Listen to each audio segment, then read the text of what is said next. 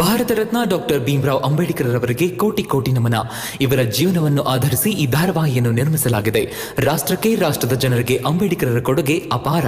ಹಲವಾರು ಅಧಿಕೃತ ಪುಸ್ತಕಗಳನ್ನು ಆಧರಿಸಿ ಈ ಕಥೆಯನ್ನು ತಮ್ಮ ಮುಂದೆ ಇಡಲಾಗಿದೆ. ಈ ಧಾರಾವಾಹಿಯನ್ನು ವಾಹಿನಿಯು ನಿಷ್ಠೆಯಿಂದ ನಿರ್ಮಿಸಿದ್ದು, ಬಾಬಾ ಸಾಹೇಬರ ಜೀವನ ಮತ್ತು ಸವೆಸಿದ ಹಾದಿ ಪ್ರತಿಯೊಬ್ಬರಿಗೂ ಸ್ಫೂರ್ತಿ ನೀಡುತ್ತದೆ ಎಂಬುದನ್ನು ವಾಹಿನಿಯು ಬಲವಾಗಿ ನಂಬಿದೆ. ರಮಾ ಮನೆಯವರೆಲ್ಲ ಎಲ್ಲಿ ಹೋದ್ರು? ಪರೀಕ್ಷೆ ಮುಗಿಯೋ ತನಕ ಇಲ್ಲೇ ಇರ್ತೀನಿ ಅಂತ ಹೇಳಿದ್ರು.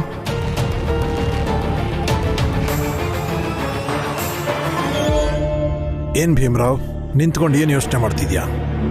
ಮತ್ತೆ ನನ್ನ ಕ್ಯಾಬಿನ್ಗೆ ಹೋಗಿ ಬಚ್ಚಿಟ್ಕೊಳ್ಳೋಣ ಅನ್ಕೊಂಡಿದ್ಯಾ? ಮತ್ತೆ ಆ ತಪ್ಪು ಮಾಡಬೇಡ. ಸರ್, ನಾನಿಲ್ಲಿ ಬಂದು ಪರೀಕ್ಷೆ ಬರಿತಾ ಇರೋದು ನಿಮಗಿಷ್ಟ ಇಲ್ವಾ? ಅಥವಾ ನಾನು ಫೇಲ್ ಆಗಬೇಕು ಅಂತಿದ್ದೆ? ನಾನು ಅಂದ್ಕೊಳ್ದೆ ಹೋದ್ರು ಏನೀಗ? ನಿನ್ನ ಜಾತಿಯವರ ಹಣೆ ಬರ ಯಾವತ್ತೂ ಬದಲಾಗಲ್ಲ. ನೀನು ಎಷ್ಟೇ ಪ್ರಯತ್ನ ಪಟ್ಟರು, ಒದ್ದಾಡಿದ್ರು ಸಮಾಜ ನಿನ್ನನ್ನು ಒಪ್ಕೊಳ್ಳೋದಿಲ್ಲ.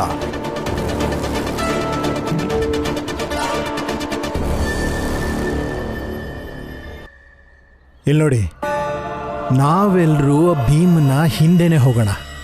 ಅವನನ್ನು ಕಾಪಾಡೋಕ್ಕೆ ಯಾರೂ ಇಲ್ಲ. ಈಗ ಭೀಮನ್ ಮನೆಯವರು ಎಲ್ಲಿ ಹೋಗಿದಾರೋ ಗೊತ್ತಿಲ್ಲ. ಇದೀಗ ನಮಗ್ ಸಿಕ್ಕಿರೋ ಒಳ್ಳೆ ಅವಕಾಶ. ಈ ಅವಕಾಶನ ಉಪಯೋಗಿಸ್ಕೊಂಡು ನಾವೆಲ್ಲರೂ ಆ ಭೀಮರಾವ್ನ ಅಪಹರಣ ಮಾಡೋಣ.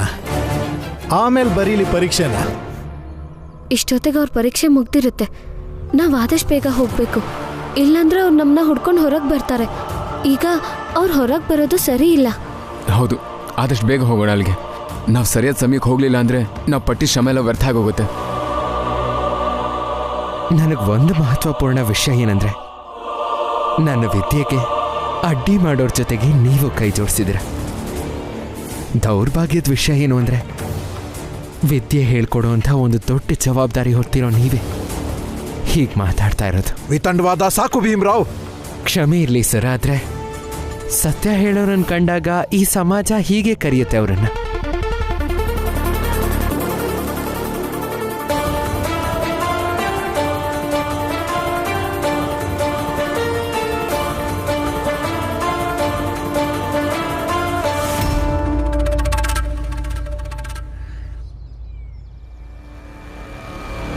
ಸರ್, ನೀವು ಚಿಂತೆ ಮಾಡಬೇಡಿ.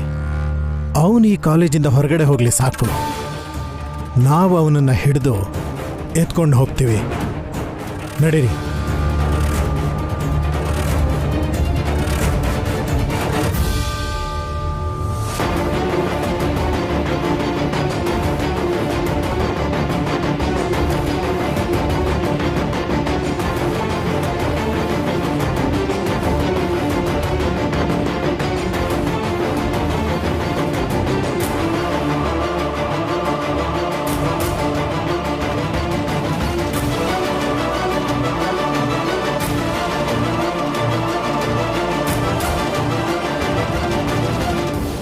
ಅಲ್ಲೇ ನಿಂತ್ಕೊಳ್ಳಿ.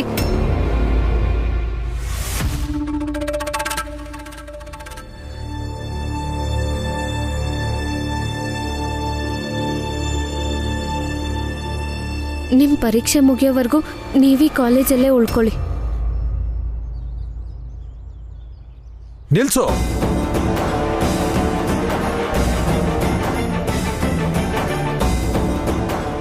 ಕಾಲೇಜಿದು ಧರ್ಮಶಾಲೆ ಅಲ್ಲ, ಇಲ್ಲಿ ಉಳ್ಕೊಳ್ಳೋದಕ್ಕೆ. ಇವನು ಯಾವ ಅಧಿಕಾರಿನೂ ಅಲ್ಲ ಇಲ್ಲಿ ಉಳಿಸ್ಕೊಂಡು ಸೇವೆ ಮಾಡಕ್ಕೆ. ಪ್ರಿನ್ಸಿಪಲ್ ಸರ್, ಏನಾದರೂ ಮಾತಾಡೋಕ್ಕೂ ಮುಂಚೆ ಇದನ್ನೊಂದ್ಸಲ ಓದಿ.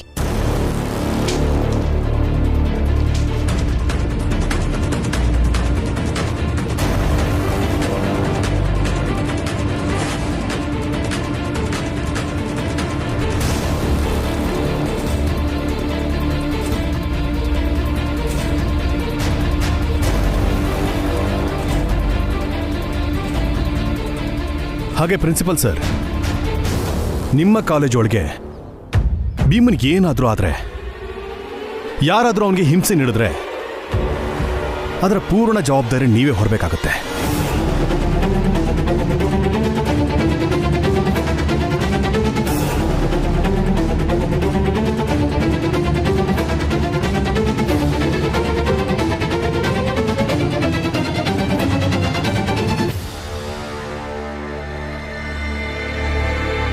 ಮಹಿಪಾಲ ಮತ್ತು ನಿನ್ನ ಎಲ್ಲ ಸ್ನೇಹಿತರು ಈಗ ಹೊರಡಬಹುದು. ಯಾಕಂದರೆ ಭೀಮ ಇಲ್ಲಿ ಸುರಕ್ಷಿತವಾಗಿದ್ದಾನೆ. ಮತ್ತಿದು ನಿಜ ಕೂಡ. ಭೀಮನಂಥ ವಿದ್ಯಾರ್ಥಿಯ ರಕ್ಷಣೆನ ಒಂದು ಶಿಕ್ಷಣ ಸಂಸ್ಥೆ ಮಾಡದೆ ಮತ್ತಿನ್ಯಾರು ಮಾಡೋಕ್ಕೆ ಸಾಧ್ಯ?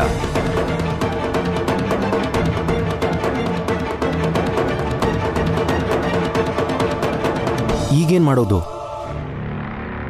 ಸದ್ಯಕ್ಕೆ ಇಲ್ಲಿಂದ ಹೋಗೋಣ, ಆಮೇಲೆ ನೋಡ್ಕೊಂಡ್ರಾಯ್ತು. ನಡೀರಿ.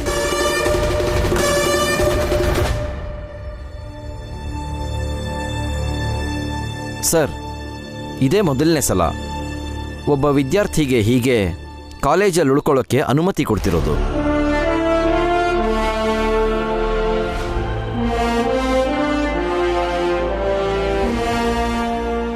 ಇಂಥ ಅಪರೂಪದ ಸನ್ನಿವೇಶಗಳಿಂದಾನೇ ಭೀಮರಾವ್ ಅಂಬೇಡ್ಕರ್ ಅನ್ನೋ ಶಿಲ್ಪಿ ನಿರ್ಮಾಣ ಆಗೋದು ಸರ್.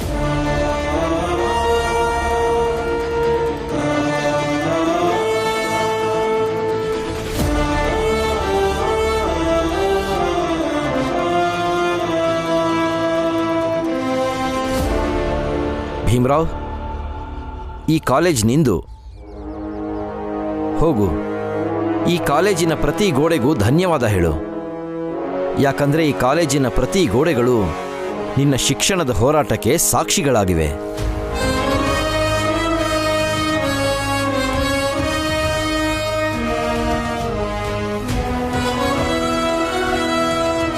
ಭೀಮರಾವ್, ನಿಂಗೆ ಈ ಕಾಲೇಜಿನ ಒಡನಾಟ ಹೆಚ್ಚು ದಿನ ಇರಲ್ಲ. ಹೋಗು, ಕಾಲೇಜಿನ ಪ್ರತಿ ಕೋಣೆ ಜೊತೆಗೂ ಮಾತುಕತೆ ನಡೆಸು, ಮನಸ್ಸು ಬಿಚ್ಚಿ ಮಾತಾಡು, ಕೃತಜ್ಞತೆ ತಿಳಿಸು, ಮನಸ್ಸಲ್ಲಿರೋದನ್ನೆಲ್ಲ ಹೇಳ್ಕೊ. ಪ್ರತಿ ಕ್ಷಣ ಕಾಲೇಜನ್ನು ಜೀವಿಸು. ಮತ್ತೆ ಗೋಡೆಗಳಿಗೆ ನಿನ್ನ ಮೇಲೆ ವಿಶ್ವಾಸ ಇಡಕ್ಕೆ ಹೇಳು. ನಾನು ಮುಂದೆ ಅಮೇರಿಕಾ, ಲಂಡನ್ ಅಂತ ವಿದೇಶಗಳಿಗೆ ಓದಕ್ಕೆ ಹೋಗ್ತೀನಿ ಅಂತ ಹೇಳು.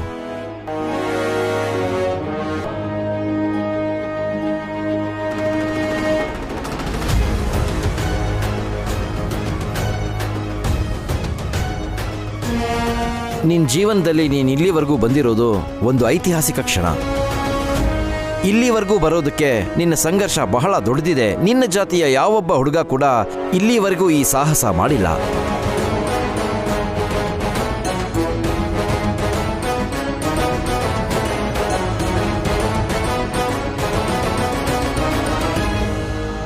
ಹೋಗು ಭೀಮರಾವ್, ಹೋಗು, ಹೊರಡು.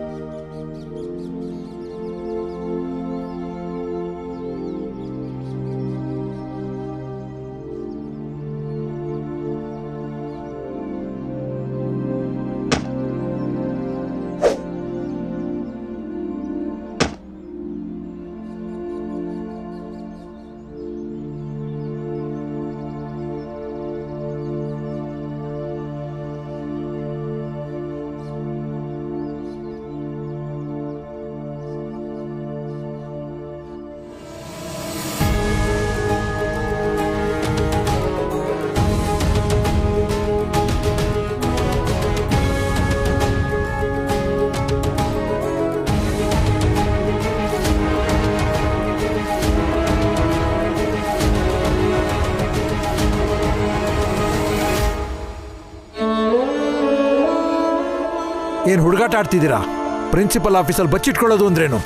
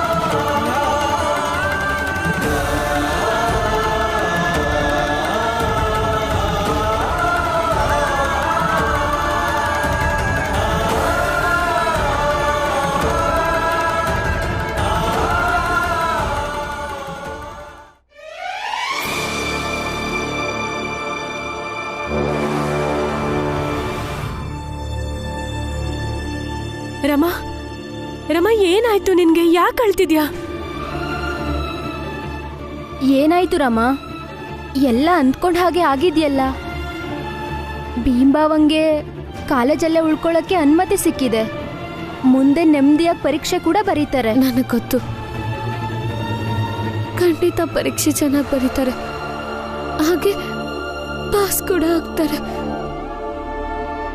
ಆದ್ರೆ ಅವ್ರು ಕಂಡಿರೋ ಕನಸು, ಅವರು ಲಂಡನ್ ಅಮೆರಿಕಾಗ್ ಹೋಗೋದು, ಆ ಕನಸು ನೆರವೇರುತ್ತೆ. ಆದ್ರೆ ಇದರಲ್ಲಿ ಅಳೋ ವಿಷಯ ಏನಿದೆ ರಾಮ? ಹೆಮ್ಮೆ ಪಡಬೇಕು ನಾವು. ನಮ್ಮ ಜಾತಿಲಿ ವಿದೇಶಕ್ಕೆ ಹೋಗಿ ಓದ್ತಿರೋ ಮೊದಲನೇ ಹುಡುಗ ಭೀಮ್ರಾವ್. ಖಂಡಿತ ಹೆಮ್ಮೆ ಇದೆ ಅಣ್ಣ. ಆದ್ರೆ ಅವ್ರು ನಮ್ಮಿಂದ ದೂರ ಹೋಗ್ತಾರೆ. ನಾನು ಅವ್ರ ಮುಂದೆ ಅಳಕ್ಕಾಗಲ್ಲ. ನಾನು ನಿರ್ಧಾರ ಮಾಡಿದ್ದೀನಿ, ನಾನು ಅವರು ಮತ್ತೆ ಅವ್ರ ಓದಿನ ಮಧ್ಯೆ ಯಾವತ್ತೂ ಹೋಗಲ್ಲ ಅಂತ. ಆದ್ರೆ ನೋವಂತೂ ಆಗುತ್ತಲ್ಲ.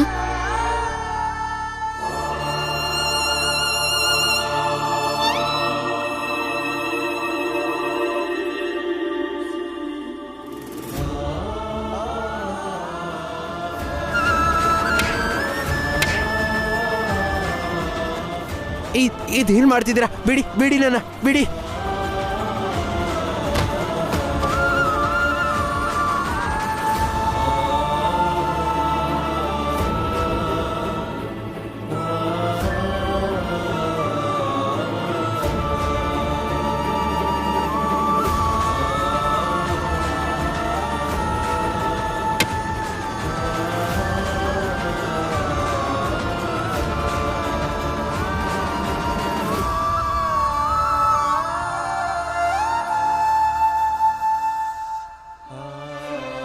ನಾನು ಮಾತು ಕೊಡ್ತಾ ಇದ್ದೀನಿ, ಈ ಕಾಲೇಜ್ ಬಿಟ್ಟು ಹೋದ್ಮೇಲೆ ಮುಂದೆ ಓದ್ತೀನಿ, ತುಂಬ ಓದ್ತೀನಿ. ಖಂಡಿತ ಆಗುತ್ತೆ. ನಮ್ಮೆಲ್ರಿಗೂ ನೋವಾಗುತ್ತೆ. ಭೀಮಾ ನಮ್ಮ ಜೀವನದ ಅಂಗ ಮಾತ್ರ ಅಲ್ಲ, ನಮ್ಮ ಹೆಮ್ಮೆ ಕೂಡ. ಆದ್ರೆ ಏನ್ ಮಾಡೋದು? ಹೌದು ರಾಮ, ನಾವೀ ನೋವನ್ನ ನಮ್ಮೊಳಗೆ ಅನುಭವಿಸ್ಬೇಕಷ್ಟೆ.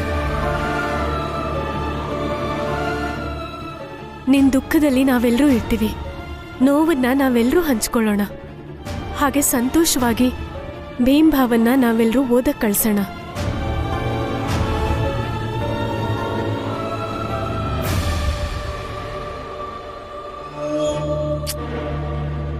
ಎಷ್ಟೊತ್ತಾಯ್ತಪ್ಪ, ಇನ್ನೂ ಯಾರೂ ಬರ್ಲಿಲ್ವಲ್ಲ. ಭೀಮಾ ಮನೆಯವರೆಲ್ಲರೂ ಬಂದ್ರೆ ಕರ್ಣನ ತರಕಾರಿ ತರ ಕಳಿಸ್ಬೋದು.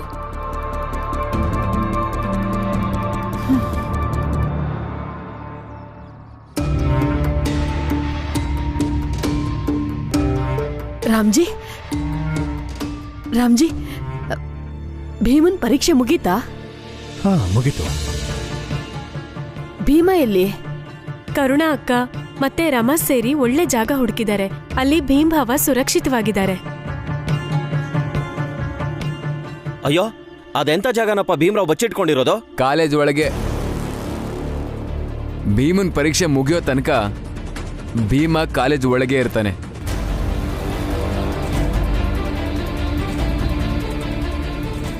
ಇದು ಖುಷಿ ಅಂದ್ರೆ ಇನ್ಯಾರ್ ಎಷ್ಟೇ ಟಿಪ್ಪರ್ಲಾಗ ಹಾಕಿದ್ರು ಭೀಮ ತನ್ನ ಪರೀಕ್ಷೆನ ಬರ್ದೇ ಬರಿತಾನೆ. ನಡೀರಮ್ಮ, ಏನಾದ್ರೂ ಅಡುಗೆ ಮಾಡಿ ಭೀಮವಂಗ್ ಕೊಟ್ಬಿಟ್ಟು ಬರೋಣ.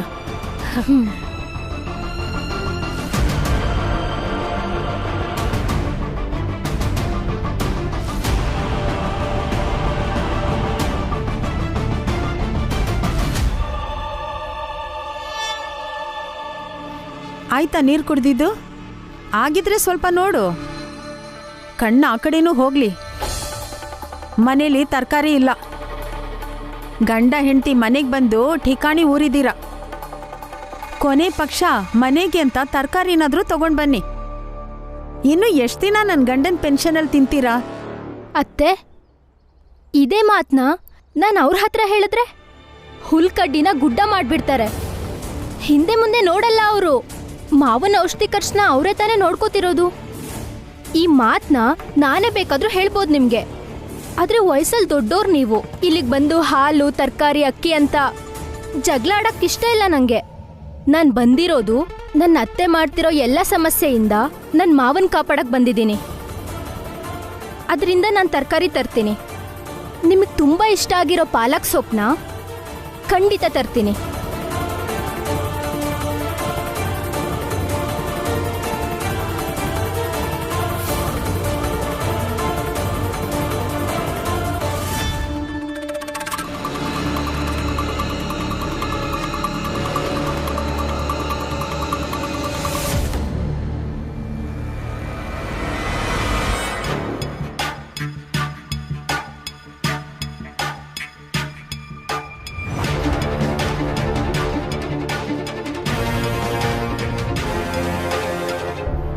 ನಿಂತ್ಕೋಬಾಲ, ಸ್ವಲ್ಪ ಸಂತೆಯಿಂದ ನಿಂಬೆಹಣ್ಣು ತರಕ್ಕಾಗುತ್ತಾ? ಬೆಳಿಗ್ಗೆಯಿಂದ ಯಾಕೋ ತುಂಬ ಹೊಟ್ಟೆ ನೋವ್ತಿದೆ. ಇಲ್ಲಾಂದ್ರೆ ಬಿಡು, ನಾನೇ ತಗೊಂಡು. ಬೇಡ, ನಾನೇ ತಂದ್ಕೊಡ್ತೀನಿ, ನೀವಿಲ್ಲೇ ಇರಿ.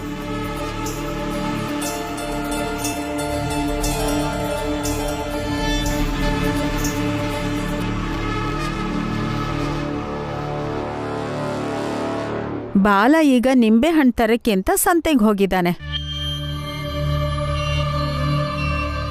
ಈಗ ಇಲ್ಲಿಂದ ಶುರು ಆಗುತ್ತೆ ಬಾಲ ಮತ್ತೆ ಕರುಣ ಸಂಬಂಧದಲ್ಲಿ ಹುಳಿ ಬೀಳೋದು. ಇಬ್ರು ನೆನ್ಪಲ್ಲಿಟ್ಕೋಬೇಕು. ಭೀಮ ಪರೀಕ್ಷೆಯಲ್ಲಿ ಸೋಲ್ಬೇಕು ಅಂತ ಹೇಗೆ ಅನ್ಕೊಂಡಿದ್ದೀನೋ, ನೀವಿಬ್ರು ಸಂಬಂಧದ ಪರೀಕ್ಷೆಯಲ್ಲಿ ಸೋಲ್ತೀರ. ಯಾರು ಗೊತ್ತು, ಭೀಮಂಗೆ ಸ್ನಾತಕೋತ್ತರ ಡಿಗ್ರಿ ಸಿಗೋ ಹೊತ್ತಲ್ಲಿ ಇವರಿಬ್ರು ಸಂಬಂಧನೇ ಮುರಿದು ಹೋಗ್ಬೋದು. ನಾನು ಇರ್ತೀನಲ್ಲ ನೋಡಕ್ಕೆ. ಭೀಮ ಡಿಗ್ರಿ ಪಾಸಾದೆ ಅನ್ನೋದಕ್ಕೆ ಖುಷಿ ಪಡ್ತಾನೋ, ಇಲ್ಲ ಬಾಲಕರುಣ ಬೇರೆ ಆಗ್ತಿದ್ದಾರೆ ಅಂತ ನೋವು ಮಾಡ್ಕೋತಾನೋ. ನೋವಾ?